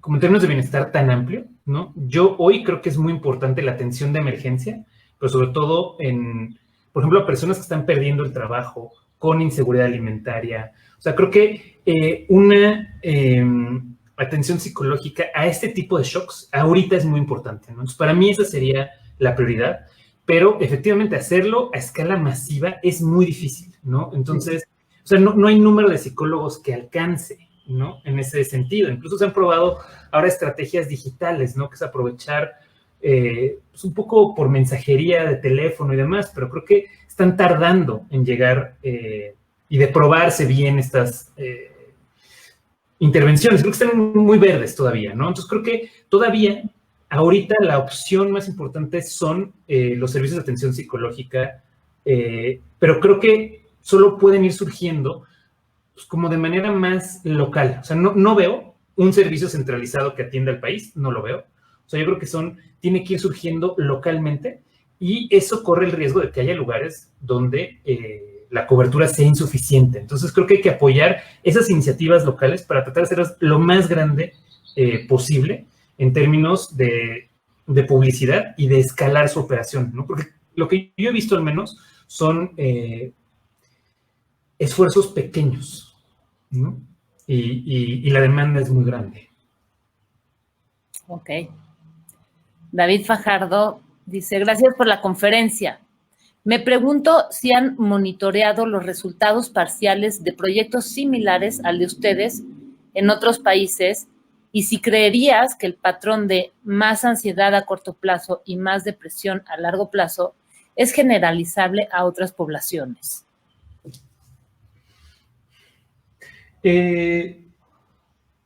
Contesto primero la segunda. Creo que esta idea de que la ansiedad va a afectar más a corto plazo y la depresión va a afectar más a largo plazo es una hipótesis que, digamos, que a nosotros nos ayuda a estructurar el trabajo y nuestro análisis de datos y está ligado, ¿no?, a las experiencias, sobre todo de desastres naturales y de situaciones muy parecidas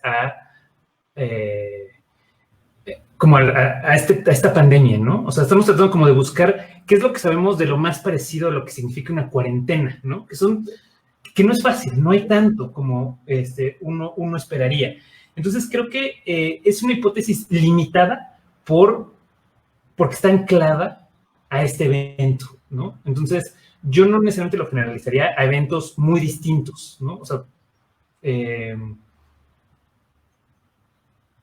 de nuevo, ¿no? Es una cosa que vamos a ir viendo en el tiempo, porque creo que también nuestro diseño es atípico en ese sentido. O sea, creo que es muy ambicioso estar midiendo mes a mes, ¿no? Y es raro encontrar una medición mes a mes y que te vaya dando eso. Entonces, creo que es una hipótesis que veremos qué tanto se sostiene, ¿no? De entrada, fue un cambio muy alto, muy rápido en los dos indicadores y luego estabilidad en depresión. Ya veremos en junio, perdón, estabilidad en ansiedad y ya veremos si en junio cambió depresión o sigue también muy estable, ¿no?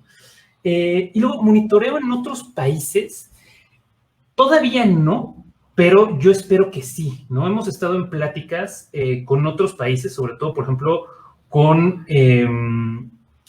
Guatemala, con Brasil, de ver que se puedan hacer estrategias de recolección de datos similares, ¿no? Creo que hay mucho interés en lugares en donde hay condiciones para hacer esto, que lo podamos replicar. Entonces, todavía no, creo que son cosas que los equipos de investigación todavía están generando, pero algo que yo te puedo decir es directamente comparable, todavía no, pero también confío en que en unos 3, 4 meses sí vamos a empezar a encontrar ya publicados y accesibles este tipo de datos, ¿no? Estos son datos que realmente estamos sacando del horno.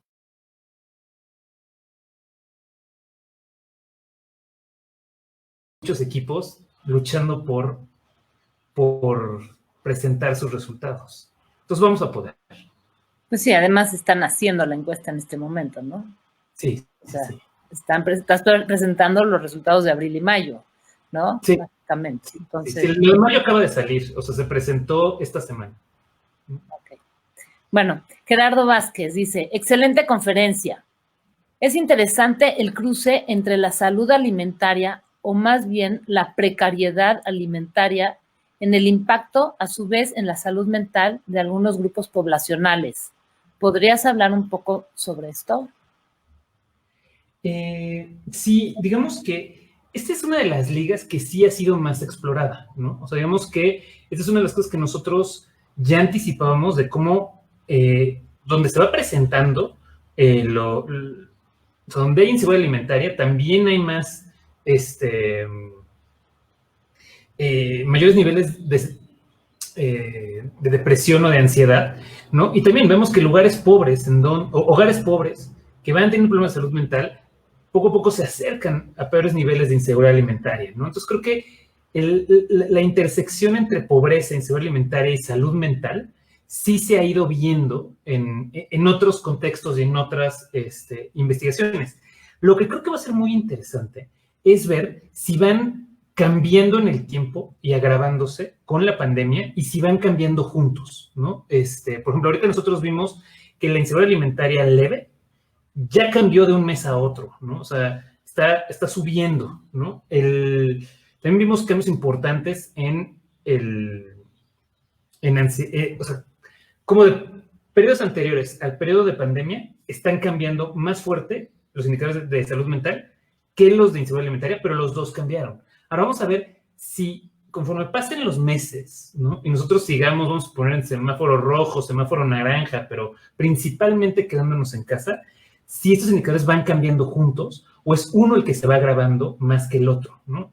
Yo personalmente pienso que van a ir avanzando juntos y creo que ese avanzar juntos es lo que va a ser el resultado como más interesante o importante en términos académicos, ¿no? Digo, desde luego, pues es el peor escenario, ¿no? Porque nos va hablando de cómo se deteriora los hogares más pobres, ¿no? Con el avance de la pandemia.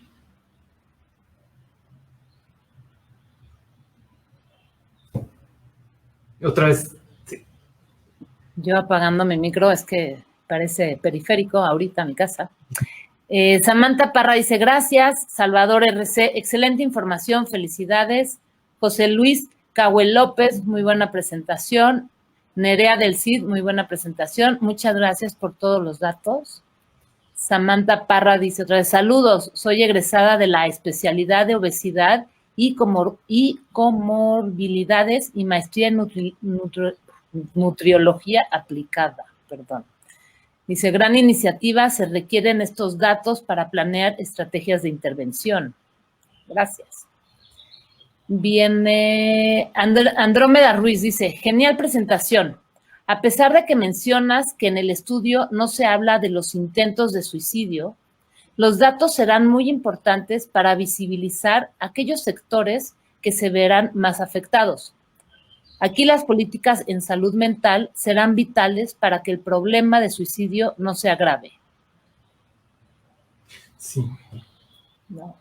Pero sí, es una cosa de eso, que es un poco una limitación del estudio, que es algo que no mencioné para no alargarme ya mucho más de lo que lo hice, pero digamos que nosotros tenemos que ser muy cuidadosos en estos estudios con la responsabilidad ética de levantar datos, ¿no? Y un tema es que nosotros estamos haciendo estas llamadas y estamos hablando con gente, pero no podemos garantizar su privacidad, ¿no? Entonces, nosotros tenemos que ser cuidadosos en hacer preguntas que digamos que no los comprometan demasiado por si están escuchando estas respuestas, ¿no? De hecho, cuando hicimos la primera ola, haciendo entrevistas, era a veces común que al principio la gente oían varias personas en el hogar por desconfianza y ya después que oían, ya se podían quedar solas las personas, ¿no? Pero a veces hay una ambigüedad en este tipo de cosas y creemos que preguntas tan sensibles como las de ideación suicida pueden comprometer a la persona que está colaborando con nosotros, ¿no? Entonces, estos son los límites que tenemos a veces para meternos más. Creemos que lo que ya estamos preguntando estamos al borde de lo que nos puede responder una persona por teléfono, pero por más que quisiéramos saber este tipo de información, no lo estamos preguntando. Lo mismo con violencia doméstica, ¿no? O sea, nos encantaría saber qué está pasando, pero no queremos poner en riesgo a la persona que nos responde y que eso pueda afectar las dinámicas de su hogar. Pues sí, ¿no? Fabiola Navarro dice, me encuentro en un protocolo de investigación para prevenir sobrepeso, obesidad en madres que acaban de dar a luz y que tuvieron diabetes gestacional. Se da una intervención educativa por 18 meses. Dentro de la parte educativa es dar un plan de alimentación, pero no está funcionando. Las madres refieren altos costos en la venta de verduras y frutas. Al estar todo el día en casa con el cuidado de sus hijos, ha llegado a una actividad física nula. Me es triste saber que en el proyecto en el que se nos fue la segunda parte de la pregunta, no la puedo ver. Pero bueno, pues ni modo. ¿Puedo dar una respuesta parcial? A ver, tú contesta, interrúmpeme cuando lo necesites. Sí, más una reflexión en la página, ¿no? Si en la página de Equire, donde estamos poniendo como los resultados completos, vas a encontrar una pregunta de la percepción de cambio en los precios de los alimentos, ¿no? Que es otra de las cosas que hemos estado como viendo y que nos importa mucho, ¿no? Como ver, son las hipótesis de que aumente la inseguridad alimentaria, es que se pueden romper estas cadenas de distribución de los alimentos, ¿no? Que sabemos que están afectadas, pero pueden romperse, y eso puede implicar aumentos de precios de alimentos que a su vez van a impactar en la alimentación de los hogares. Entonces, vamos a seguir monitoreando y probablemente espero yo en las siguientes entregas de la encuesta, sí queremos hablar más de eso y poderlo como ver con otro tipo de datos de precios, pero también vamos a estar preguntando cómo cambia ciertos consumos en los hogares. A nosotros nos preocupa que muchos hogares van a empezar a consumir alimentos ultraprocesados y van a dejar de consumir frutas frescas y verduras, ¿no? Lo cual, pues eso va a ir agravando la epidemia de obesidad, porque son alimentos más baratos, fáciles de conservar, que duran más. Entonces, digamos, creo que tenemos que estar atentos a, de nuevo, estas otras dimensiones de la pandemia, ¿no? Que hoy hablamos de salud mental, pero creo que hay que estar atentos a los impactos en nutrición, ¿no? Yo coincido completamente en que el sedentarismo va a aumentar, ¿no? Con una instrucción como quédate en casa, y la calidad de la dieta también puede bajar, y eso va a implicar aumentos en sobrepeso. Entonces creo que intervenciones como la tuya van a ser importantes, al menos para estar repitiendo la importancia de mantener hábitos alimenticios nutritivos, ¿no? Y no bajar la guardia en otros frentes que son importantes. Dan Sobres dice, importantísimo tener datos de desigualdad, también hablar de ella en todo foro posible. ¿Caminamos hacia un México menos desigual? Gracias por tu presentación. Yo creo que no, o sea, yo creo que no, creo que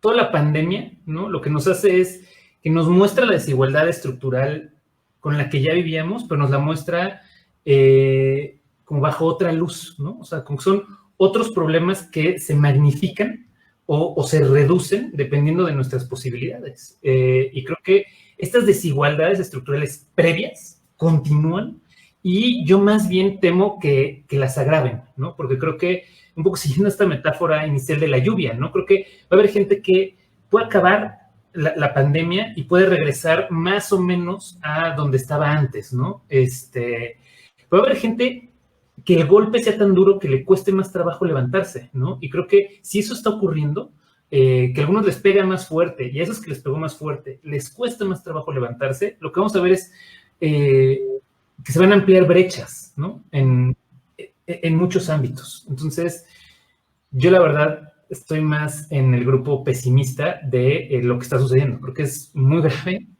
todo lo que está pasando en la pandemia y que va a implicar un aumento en pobreza y un aumento en desigualdad en muchos ámbitos. Por supuesto. Vicra Rojas dice, hola, ¿podrías hablarnos más del diseño del estudio, de los instrumentos utilizados y de cómo realizan el seguimiento mensual? ¿Tú sugieres que te busque mejor por correo electrónico o le quieres contestar brevemente? Sí. Sí, creo que vale la pena que vean la página, sobre todo los documentos que están. Ahí están las escalas que utilizamos, que son públicas, y están recuentos más detallados del diseño, ¿no? Pero con todo gusto, si me mandas un correo con las preguntas, yo te puedo mandar esos materiales y responder cualquier detalle como más específico que quisiera saber. Ok.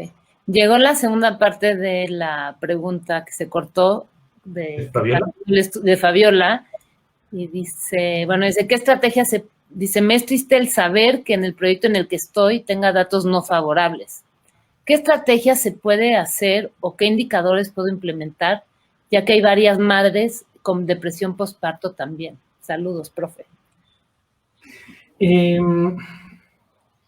Mira, otro de nuestros intereses es cómo está afectando a los hogares con niños más pequeños, ¿no? Entonces, yo espero que podamos en algún punto hacer todavía un zoom más grande en hogares que tienen bebés recién nacidos y hasta 2, 3 años, ¿no? Porque creo que esos hogares tienen unos problemas muy particulares, ¿no? Por ejemplo, nosotros, por ejemplo, en el Equida hay un grupo, sobre todo la doctora Vilar, especializada en lactancia, ¿no? Y una de las preocupaciones que hay es, por ejemplo, cómo se está aprovechando la pandemia, por ejemplo, para promover de manera inadecuada la fórmula para los bebés, para interrumpir la lactancia, ¿no? Está abundando, creo que estas fake news de cómo el COVID puede afectar a los bebés, a los niños, están interrumpiendo lactancia. Entonces, creo que en la medida en que tú entiendas las dinámicas particulares que están ocurriendo en esos hogares, va a ser una gran contribución. Probablemente tu intervención vaya a requerir algunos ajustes en términos de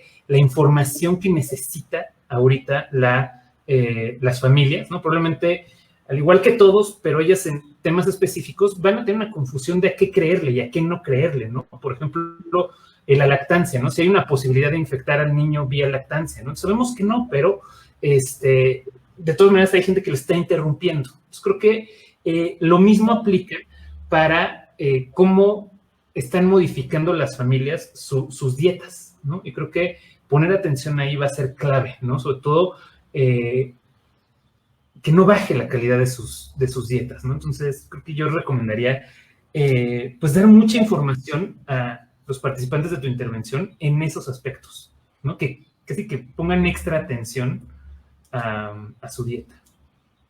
Pues sí. Ahora, Pablo, ¿cómo se explica que en mayo hubiera menos preocupación por la salud? Porque había otros problemas más urgentes, ¿no? Pues yo lo veo con preocupación, o sea, yo personalmente, como lo interpreto, es que hay una fatiga al aislamiento social, ¿no? O sea, creo que ya nos es muy difícil eh, mantenerlo, y es como si el momentum estuviera cayendo, ¿no? Y aun cuando seguimos en rojo, sigue habiendo un peligro importante, sí, tenemos que ampliar la cuarentena. Creo que pues, algo que sabemos es que este contacto social es muy necesario, ¿no? Y creo que eso sí se liga con estos impactos en salud mental. Creo que el aislamiento, ¿no? Creo que va cobrando una cuota que cada vez va siendo más alta y que vamos perdiendo nuestra disposición a mantenerlo, ¿no? Entonces yo creo que es gente que le está importando menos, ¿no? Al menos yo anecdóticamente, no del estudio, pero empiezo a escuchar a más gente que está cansada de la cuarentena, ¿no? Aunque sabe que el riesgo es igual que hace un mes, pues ya está dispuesto a ver a su familia, ¿no? A ver amigos, ¿no? Y está entrando en estrategias donde se rompe un poquito la cuarentena. Y creo que todas estas cosas, ¿no? Aunado a mensajes contradictorios sobre el nivel de peligrosidad en el que estamos, ¿no? También creo que es difícil entender si estamos en rojo, entre rojo y naranja, casi en naranja. Todos estos mensajes creo que van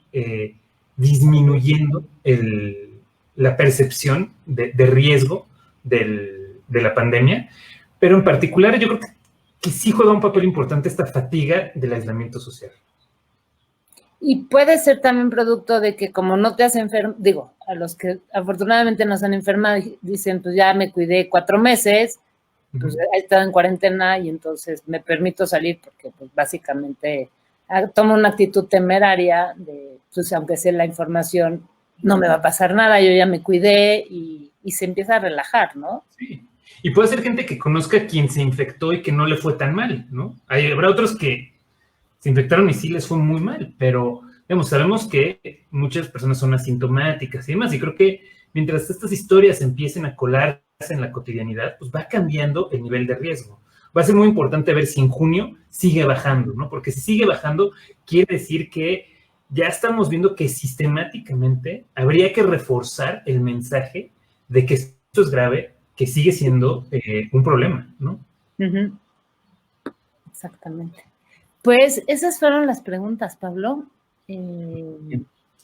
Yo quiero agradecerte a nombre del equipo de SOAFEM que hayas aceptado dar esta conferencia, que te hayas animado a empacar la encuesta para dar una charla de más de 1 hora, que creo que era muy importante entender qué está pasando en nuestra población.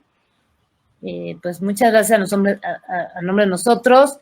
Sí me voy a permitir decir que el jueves tenemos la última conferencia de este segundo bloque de conferencias en torno a la pandemia. La va a dar la doctora Alice Poma del Instituto de Investigaciones Sociales de la UNAM. Ella va a hablar sobre el papel de las emociones en la respuesta social a la crisis por COVID-19. Es a las 18 horas también. ¿Qué más quisiera decir? Todas las conferencias, aunque las transmitimos en Facebook Live, pueden ser consultadas posteriormente en nuestra página web, que es soafem.unam.mx. Y bueno, pues no me queda más que agradecerte, Pablo, montones esta interesantísima presentación. Y por esto voy a dar concluida la sesión de hoy, salvo que tú todavía quieras decir algo más. No, muchas gracias. Cualquier duda de quien sea, no duden en escribirme. Ok. El correo de Pablo se encuentra al final de la presentación de PowerPoint, pero es pablo.gaitan@ibero.mx. Ibero.mx. Sí. ¿No? Pues gracias a todos por participar. Con esto doy por terminada la sesión del día de hoy.